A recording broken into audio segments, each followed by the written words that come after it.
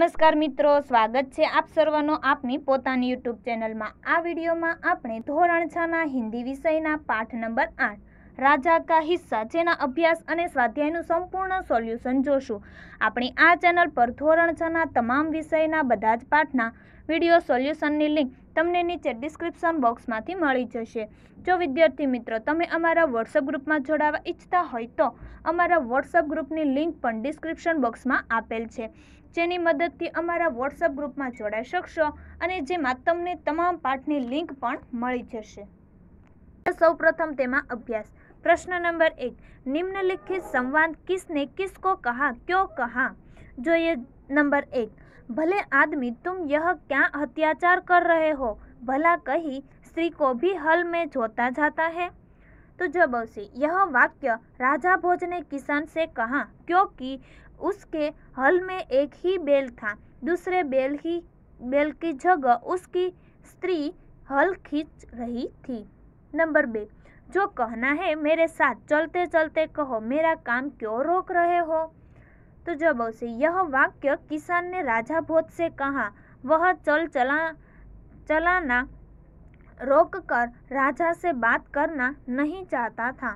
Number 3, भले आदमी इस प्रकार को तुम्हारी पत्नी थक जाएगी और थकावट की वजह से कोई दूसरा कार्य भी नहीं कर सकेगी। तो जब से यह वाक्य राजा भोज ने किसान से कहा क्योंकि उन्हें किसान की पत्नी पर दया आ गई जो हल में एक बैल के साथ जूती हुई थी। नंबर 4, ये मोती तुम्हारे खेत में उगे हैं, इन पर तुम्हारा हक है। तो जब से कि यह वाक्य राजा भोज ने किसान से कहा क्योंकि किसान के खेत में पैदा ही मोतियों का स्वीकार करना उन्होंने उचित नहीं समझा। ત્યાર પછી જોઈએ नंबर 5, नहीं महाराज, आप इन्हें राजकोष में जमा कर ले और गरीबों की भलाई के लिए काम में ले।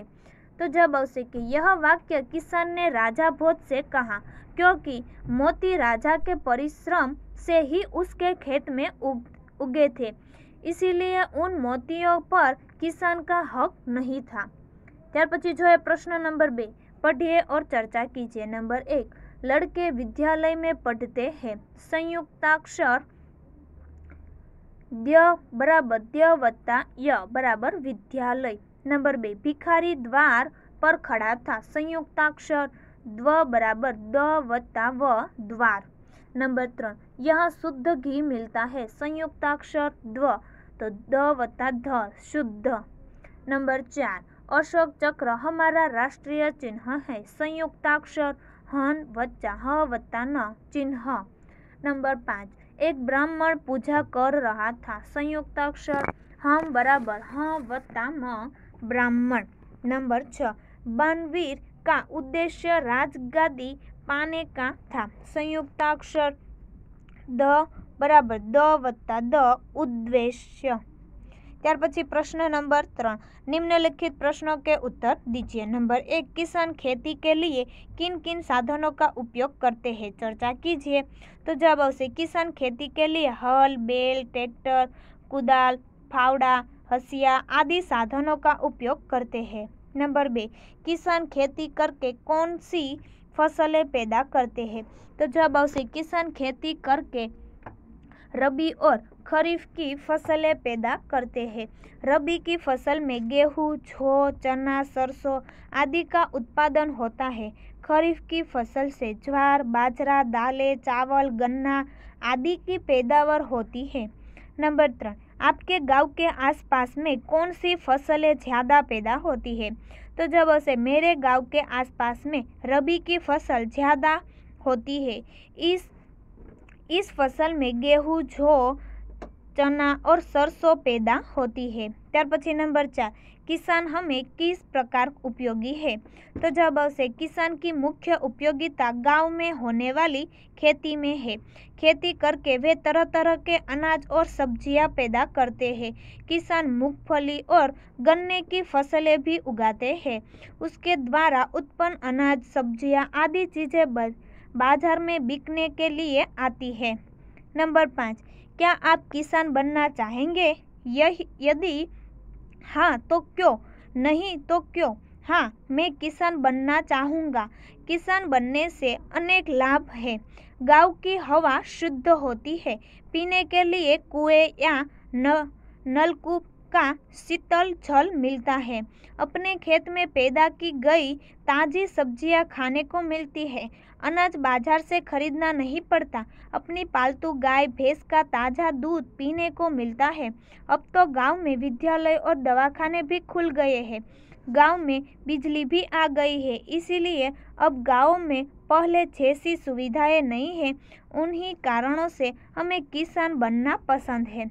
ત્યાર પછી नंबर 6, आप बैलगाड़ी में बैठकर घूमना चाहेंगे या मोटर गाड़ी में, क्यों? तो जवाब आवशे मुझे तो मोटर गाड़ी में घूमना पसंद है, परंतु वर्तमान परिस्थितियों में मुझे बैलगाड़ी ही ज़्यादा उचित लगती है। पेट्रोल और डीजल की कीमतें लगातार बढ़ती जा रही है। इनकी आपूर्ति पर भी ज़्यादा भरोसा नहीं किया जा सकता। आए दिन मोटर गाड़ियों की दुर्घटनाएं होती रहती है। बैलगाड़ी की यात्रा अधिक मज़ेदार, सस्ती और सुरक्षित है। अंत में बैलगाड़ी में बैठकर घूमना चाहूँगा। ત્યાર પછી नंबर 7, पशु हमारे मित्र है, इस विषय पर चर्चा कीजिए। तो अनिल, सुनील, साहिल और हर्षिल नाम के लड़के बगीचे में बैठे हुए पशु हमारे मित्र है, इस विषय में उनमें चर्चा हो रही है। अनिल ने किया, इस बार मैं गांव में गया तो पीने को गाय का ताज़ा दूध मिला। वाह, क्या स्वाद था उसका। सुनील ने कहा, अरे मेरी दादी तो गांव से गाय का ताज़ा घी भेजती है, हमारे घर में तो उसी का उपयोग होता है। हर्षिल ने कहा, मेरे दादाजी भी गांव में भैंस के दूध का मावा भेजते हैं, उस मावे में हम अनेक प्रकार की मिठाइयाँ बनाते हैं। साहिल ने बोला, हमारे गांव में मेरे अंकल रहते हैं, उनके पास एक अच्छी नस्ल का घोड़ा है। मैं गांव जाता हूँ तो शिभर घोड़े की सवारी करता हूँ। अंकल ने एक कुत्ता भी पाला है, उसने एक बार चोरों को भगा दिया था और घर में चोरी नहीं होने दी। अनिल ने बोला, हमारे घर में बैलों की जोड़ी है, दादाजी ने अनेक नाम हीरा मोती रखे हैं, उनके नाम। दादाजी कहते हैं कि ये बैल तो हमारे सबसे साथी है, सच्चे साथी है। सुनील ने कहा, सचमुच गाय, बैल, भैंस, घोड़ा, बकरी, कुत्ता आदि पालतू पशु हमारे लिए बहुत उपयोगी है, ये हमारे मित्र है। ત્યાર પછી જોઈએ તેનો સ્વાધ્યાય, જેમાં પ્રશ્ન નંબર 1, निम्नलिखित प्रश्नों के उत्तर लिखिए। नंबर 1, राजा भोज ने भ्रमण करते हुए क्या देखा? तो जब उसे राजा भोज ने भ्रमण करते हुए एक गांव के निकट पहुंचे, वहां उन्होंने देखा कि एक खेत में एक किसान हल चला रहा है, मगर उसके हल एक ही में बैल है, दूसरे बैल के स्थान पर किसान की स्त्री हल खींच रही है। नंबर 2, राजा भोज ने किसान के पास जाकर क्या कहा? तो जब उसे राजा भोज ने किसान के पास जाकर कहा कि भले आदमी, तुम यह क्या अत्याचार कर रहे हो, भला कहीं स्त्री को भी हल में जोता जाता है। ત્યાર પછી नंबर 3, किसान की पत्नी खेती के काम में क्यों मदद कर रही थी? तो जब उसे किसान के 2 बैलों में से एक बैल मर गया था, दूसरा बैल खरीदने के लिए किसान के पास धन नहीं था। खेत की जुताई करना जरूरी था, क्योंकि जुताई न होती तो बोवाई कैसे होती, और बोवाई नहीं होती तो किसान को अन्न न मिलता। किसान की इसी मजबूरी के कारण इसकी पत्नी बैल की तरह हल खींचकर खेती में मदद कर रही थी। ત્યાર પછી नंबर 4, राजा भोज के 2 बैल मिलने पर किसान की फसल में क्या फर्क हुआ? तो जब उसे किसान को राजा भोज के 2 बैल मिलने पर खेत में हल चलाना आसान हो गया। इसके कारण किसान के खेत में इस बार बहुत अच्छी फसल हुई। लेकिन एक आश्चर्यजनक बात भी हुई। खेत के जितने हिस्से में राजा भोज ने हल चलाया था, उसमें मोती उगे थे, बाकी के हिस्से में अच्छी किस्म के गेहूं उगे थे। ત્યાર પછી नंबर 5, किसान शर्मिंदा क्यों हो गया? तो जब उसे किसान को पता नहीं था कि अपने 2 बैल देखकर जिसने उसकी सहायता की है वह और कोई नहीं स्वयं राजा भोज है, इसीलिए जब महाराज ने किसान को अपना परिचय दिया तब वह शर्मिंदा हो गया। नंबर 6, किसान के क्या कहने पर राजा भोज ने मोती स्वीकार किए? तो जब उसे किसान ने राजा भोज से कहा कि मेरे खेत में उगे मोती आपके ही परिश्रम का फल है, इसीलिए आप इनका स्वीकार कर ले। अगर आप स्वयं नया स्वीकार करते तो इन्हें राजकोष में जमा कर दीजिए और गरीबों की भलाई में इनका उपयोग कीजिए। राजा भोज को किसान का यह सुझाव पसंद आया, इसीलिए उन्होंने किसान की प्रार्थना पर मोतियों का स्वीकार किया। नंबर 7, राजा भोज किसान से क्यों प्रभावित हुए? तो जब उसे किसान के पास एक ही बैल था, इसीलिए हल में दूसरे बैल की जगह अपनी पत्नी को जोतकर वह हल चला रहा था। राजा भोज चाहते थे कि किसान थोड़ी देर के लिए हल चलाना बंद कर उनकी बात सुने।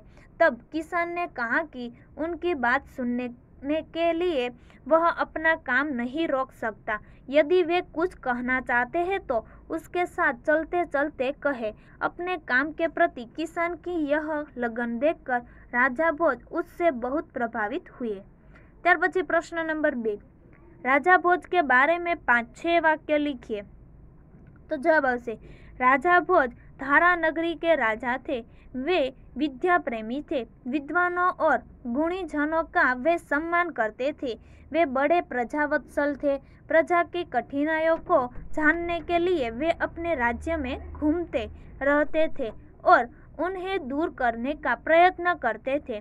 उनकी प्रजा भी उनका बहुत सम्मान करती थी। राजा भोज के बारे में अनेक कथाएं प्रचलित है। त्यार पछी प्रश्न नंबर 3, सही जोड़े मिलाइए। मुहावरे और उसके सामने उसका अर्थ है। नंबर 1, आँख खुलना तो सही बात का ज्ञान होना। नंबर 2, आँख लगना तो एकदम से सो जाना। नंबर 3, आँख चुराना सही बात से टल जाना। नंबर 4, आँख दिखाना तो क्रोध करना। नंबर 5, आँखों का तारा होना बहुत प्रिय होना। नंबर 6, आँखों में चमक आना प्रसन्न होना। त्यार पछी प्रश्न नंबर 4, उपर्युक्त मुहावरों का वाक्य प्रयोग कीजिए। नंबर 1, आँख खुलना, व्यवसाय में नुकसान होते ही सेठ जी की आँख खुल गई। नंबर 2, आँख लगना, बिस्तर पर लेटते ही मेरी आँख लग गई। नंबर 3, आँख चुराना, कुछ कारण जरूर हो है इसीलिए वह मुझसे आँख चुरा रहा है। नंबर 4, आँख दिखाना, जरा सी गलती होने पर ही आप मुझे आँखें दिखाने लगे। नंबर 5, आँखों का तारा होना, उदय अपने माता पिता की आँखों का तारा है। नंबर 6, आँखों में चमक आना, प्रिय मित्र को देखते ही साहिल की आँखों में चमक आ गई। प्रश्न नंबर 5, निम्नलिखित शब्द विशेषण है, उन शब्दों का वाक्य प्रयोग कीजिए। અહીં ઉદાહરણમાં આપેલું છે તે પ્રમાણે આપણે વાક્ય લખવાના છે। નંબર 1, किसान के पास एक बैल था। नंबर 2, प्रजावत्सल, आदर्श राजा प्रजावत्सल होता है। नंबर 3, बड़ा, रोमिल साहिल का बड़ा भाई है। नंबर 4, होनहार, सचमुच तुम होनहार लड़के हो। नंबर 5, मीठा, कोयल का स्वर मीठा होता है। नंबर 6, मेहनती, भारत के किसान मेहनती है। प्रश्न नंबर 6, नीचे दिए गए चित्र का वर्णन कीजिए और लिखिए। चित्र ઉપરથી આપણે અહીં તેનું વર્ણન લખવાનું છે। इस चित्र में एक समृद्ध गांव का दृश्य है। गांव में कुछ पक्के मकान और कुछ साधारण घर है। गांव में एक मंदिर है, उसके शिखर पर ध्वजा फहर रही है। गांव के बाहर एक पक्का कुआं है। कुएं से कुछ दूर एक बैल खड़ा है। गांव में जाने का रास्ता साफ सुथरा है। एक लड़का और एक लड़की गांव में जा रहे हैं। चित्र में एक और गांव से लगे हुए खेत है। एक खेत में तैयार फसल दिखाई दे रही है। पौधे पर बालियां है। खेत में बैठे हुए व्यक्ति के हाथ में हंसिया है। खेत में धान के पौधे हैं। खेतों के आसमान पेड़ लगे हुए हैं। इस प्रकार चित्र में दिखाया गया गांव सचमुच सुंदर है। ત્યાર પછી જોઈએ પ્રશ્न 7 निम्नलिखित परिच्छेद का अपनी मातृभाषा में अनुवाद कीजिए। અહીં જે હિન્દીમાં પરિચ્છેદ આપેલો છે તેનો આપણે માતૃભાષા એટલે ગુજરાતીમાં અનુવાદ લખવાનું છે। તો આવશે તેનો જવાબ કે ભોજ રાજાએ રથ રોક્યો અને ખેડૂતની પાસે જઈને કહ્યું, ભલા માણસ, તું આ કેવો અત્યાચાર કરી રહ્યો છે? અરે ક્યાંય સ્ત્રીને શું હાળમાં જોતરાતી હશે? ત્યાર પછી તેનો बक्से में जो शब्दकार है उनको शब्दकोश के क्रम में लिखिए। तो जो शब्दकोशना क्रम में पहला आवशे किसान, खेत, प्रजा, प्रसन्न, फसल, बैल, राजा और स्त्री। तो आ विडियोनी लिंक तमे तमारा मित्रों अने दोस्तोने जरूरथी शेर करजो। फरी मळीशुं आपणे आगळना विडियोना सोल्यूशनना साथे।